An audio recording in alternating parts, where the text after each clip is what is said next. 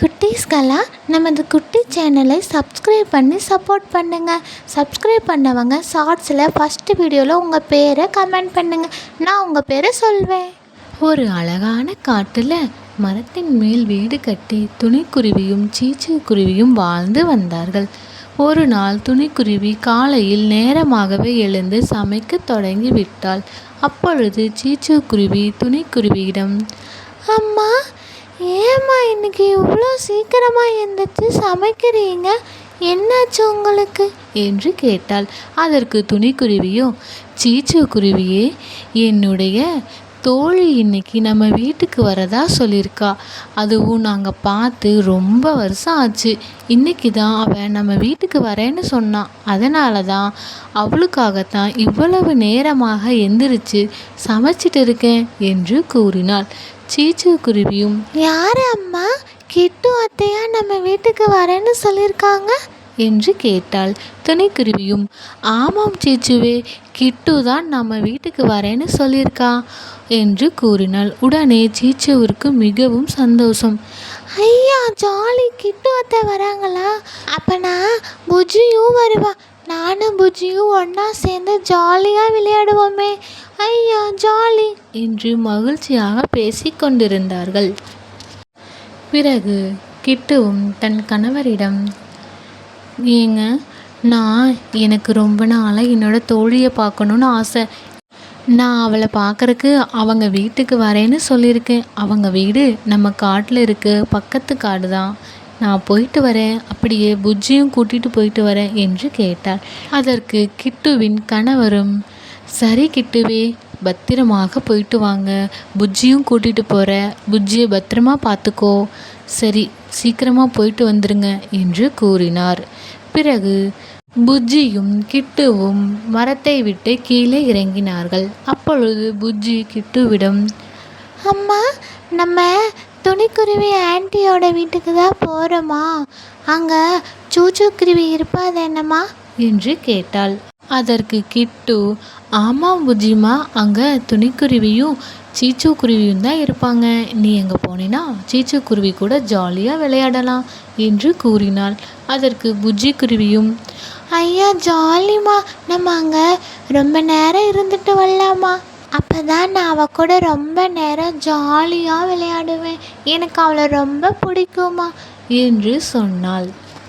பிறகு கிட்டு, சரி வா புஜ்ஜியே, நம்ம இந்த பக்கத்து காட்டுக்கு போய் பழங்களை பறிச்சுட்டு போகலாம். சும்மா போகக்கூடாதுல்ல, ரொம்ப நாள் கழித்து அவங்க வீட்டுக்கு போகிறோமில்ல, நம்ம ஏதாச்சும் எடுத்துகிட்டு போகலாம். இந்த காட்டில் பழங்கள் எல்லாம் சூப்பராக இருக்கும், ரொம்ப இனிப்பாக சுவையாக இருக்கும். நம்ம கொஞ்சம் பழங்களை எடுத்துட்டு துணிக்குருவி வீட்டுக்கு போகலாம் என்று சொல்லி இருவரும் பக்கத்து காட்டிற்கு சென்று பழங்களை பறித்து ஒரு கூடையில் நிரப்பினார்கள். அப்பொழுது புஜ்ஜி, அம்மா, இன்னும் எவ்வளோ தூரமாக இருக்கு? நம்ம சீக்கிரமாக போயிட்டு வரலாம், வாங்கம்மா என்று துணிக்குருவியின் வீட்டிற்கு செல்வது ஆர்வமாக இருந்தாள். அப்பொழுது கிட்டு, அவ்வளவுதான் புஜ்ஜியே, இங்கே தான் பக்கத்தில் தான், நம்ம சீக்கிரம் பக்கத்தில் நெருங்கி வந்துட்டோம், அவ்வளோதான், இன்னும் 2 மரத்தை தாண்டினோம்னா துணிக்குருவியோட வீடு தான், நம்ம சீக்கிரம் போகலாம் என்று சொன்னாள். கிட்டுவையும் புஜ்ஜி குருவியையும் மரத்தில் மேல் இருந்த காலுக்காகம் பார்த்து கொண்டிருந்தது. இது யாரு, 2 பேரும் புதுசாக நம்ம காட்டுக்கு வராங்க, அதுவும் பழக்கூடையெல்லாம் பலமாக நிறைய எடுத்துகிட்டு வராங்களே. இன்னைக்கு நல்ல வேட்டை தான். நம்மளும் இன்னைக்கு உணவு தேடி எங்கேயுமே போகலையே, வீட்லேயும் ஒரு உணவுமே இல்லை.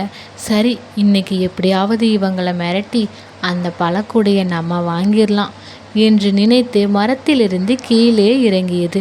அப்பொழுது புஜ்ஜி குருவி, அம்மா, எனக்கு பயமாக இருக்குது அம்மா என்று கூறினாள். கிட்டுவோ, பயப்படாத புஜ்ஜியே, நான் இருக்கேன்ல என்று தைரியமாக சொன்னாள். அப்பொழுது கிட்டு, யார் நீங்கள், உங்களுக்கு என்ன வேணும் என்று கேட்டாள். அதற்கு காலுக்காகம், நீங்கள் 2 பேரும் இந்த காட்டுக்கு புதுசாக வரீங்கள்ல, அதனால தான் நான் யாருன்னு உங்களுக்கு தெரியல. இந்த காட்டுக்கு யார் புதுசாக வந்தாலும் அவங்க கொண்டு வர்றதை எல்லாத்தையும் என்கிட்ட தான் கொடுக்கணும். நான் தான் இந்த காட்டுக்கு ராஜா. எல்லா பறவைகளும் என்னை பார்த்தால் பயப்படும். நீங்கள் இதனை கொடுக்காவிட்டால் உங்களை நான் என்ன செய்வேன் என்று எனக்கே தெரியாது. நீங்கள் அந்த பழக்கூடை அனைத்தையும் என்னிடம் கொடுத்துவிட்டு தான் போக வேண்டும், இல்லை என்றால் அவ்வளவுதான் என்று மிரட்டியது. துணிக்குருவியும் கிட்டுவும் பயத்தில் அனைத்து பழங்களையும் மொத்தமாக கூடையோடு கொடுத்து விட்டார்கள். காலுக்காகமும் அந்த மொத்த பழக்கூடையும் வாங்கி கொண்டு அங்கிருந்து பறந்து தன்னுடைய வீட்டிற்கு சென்றது. தன்னுடைய வீட்டிலிருந்து, அடடா, இந்த முட்டாள் குருவிகள் என்னை பார்த்து பயந்து இந்த மொத்த பழக்கூடையும் கொடுத்துட்டாங்களே, இனி நம்பசம்தான். நாளைக்கும் இதே மாதிரி போய் அவங்கள மிரட்டி அவங்க என்ன கொண்டு வராங்களோ அதை நம்ம பிடுங்கிற வேண்டியதுதான் என்று நினைத்து அனைத்து பழங்களையும் நன்றாக சாப்பிட்டது. அப்பொழுது புஜ்ஜி குருவி, அம்மா, நம்ம கஷ்டப்பட்டு பழங்களை பொறிச்சிட்டு வந்ததை அந்த அநியாயம் பிடிச்ச காகம் தூக்கிட்டு போயிடுச்சு அம்மா.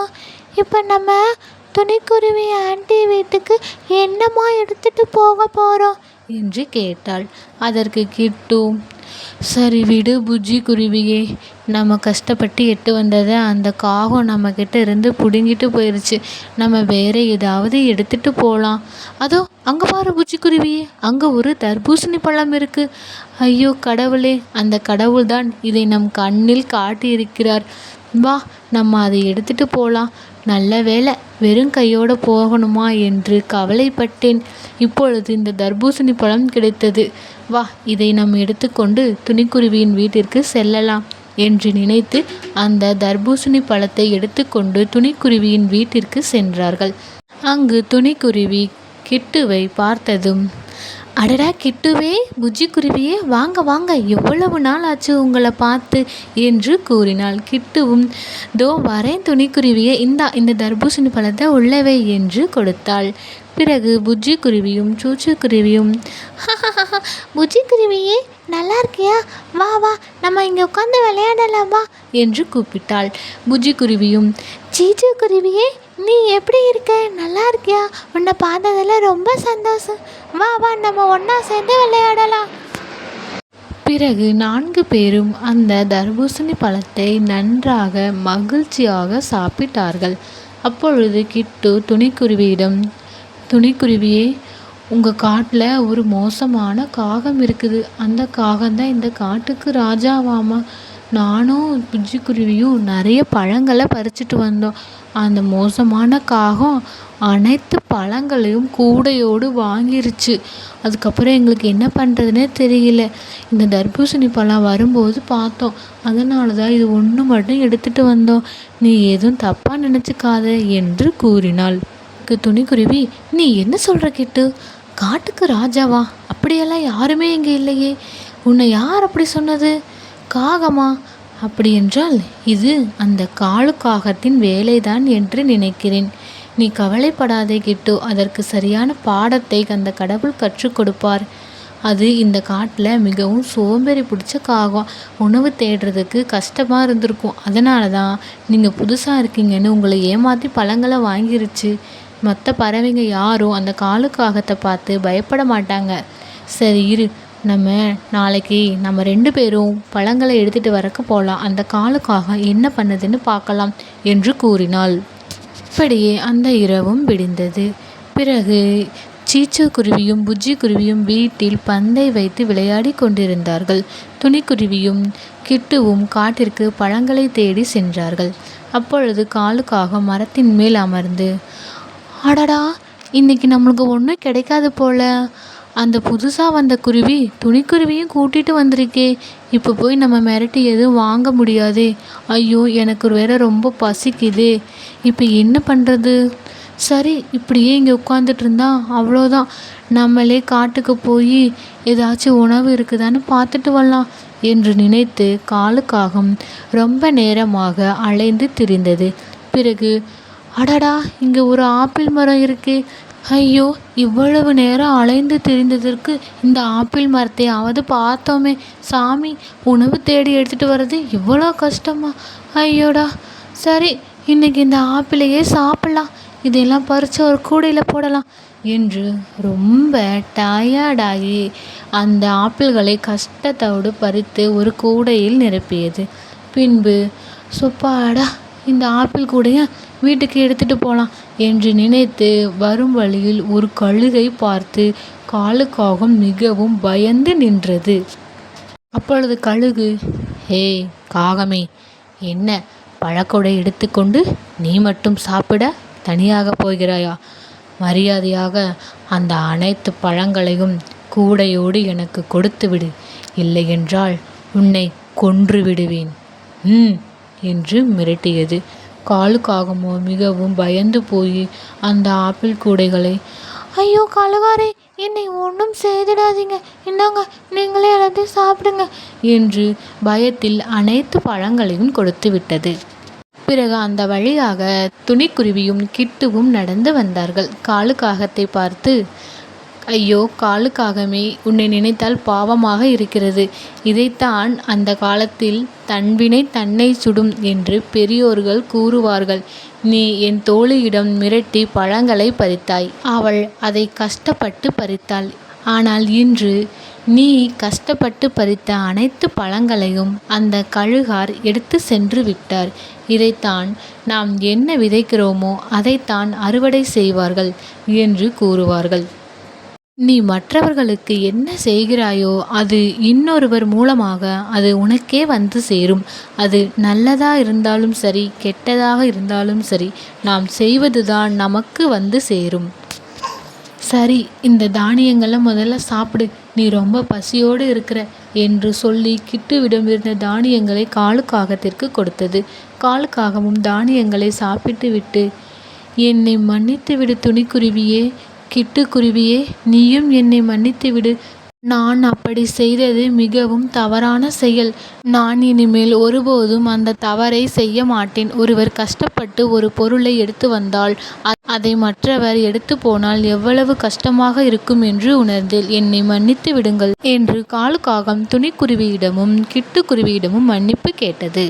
குட்டீஸ்களா, இதிலிருந்து நாம் கற்றுக்கொள்வது என்னவென்றால், நாம் எதை செய்கிறோமோ அது மற்றொருவர் மூலமாக நமக்கே வந்து சேரும். நீ எதை விதைக்கிறாயோ அதைத்தான் அறுவடை செய்வாய். அதனால் ஒருபோதும் மற்றவர்கள் கஷ்டப்பட்டு எடுத்து வரும் பொருளை பறித்து கொள்ள நினைக்கக்கூடாது. அது மிகவும் தவறான செயல். அவ்வாறு நாம் பறித்து செல்வது ஒருபோதும் நிலைக்காது. ஓகே குட்டீஸ், இன்று கதை முடிந்தது. அனைவரும் நமது குட்டி சேனலை சப்ஸ்கிரைப் பண்ணி சப்போர்ட் பண்ணுங்க. Okay, thank you.